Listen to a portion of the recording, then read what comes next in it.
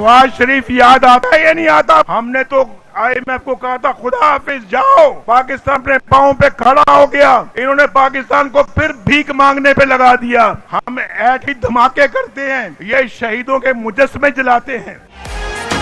क्यों जेलों में जाने दिया, क्यों भेजा जेल में? और जिन जजों ने मुझे जेल में डाला, चुप करके इस्तीफा दे के घर जा रहे हैं। उनको पता है कि हमने बड़े बड़े करतूत किए हुए हैं। चोर की दाढ़ी में तिनका है, दाल में काला है।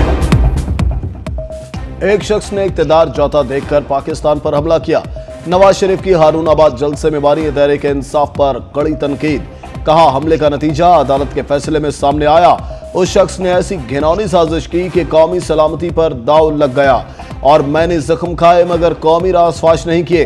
तब्दीली ने मुल्क का नक्शा बिगाड़ दिया, उनसे कुछ ना हो सका। साकिब निसार ने उसे सादिक और अमीन करार दिया। आपने कैसे सादिक और अमीन का सर्टिफिकेट दे दिया? ट्रांसपेरेंसी ने कहा बानी पीटीआई का दौर करप्ट तरीन था। कशकोल लेकर सबको भीख मांगने पर लगा दिया। जिन जजेस ने मुझे जेल में डाला और आज वो मुस्ताफी होकर घर जा रहे हैं, मैं सुरखरू होकर आपके सामने खड़ा हूं। मेरे दौर में 25 रुपए की 5 रोटियां मिलती थी। मुझे अपने साथ हुई नाइंसाफी का नहीं बल्कि आवाम को होने वाली परेशानी का दुख है।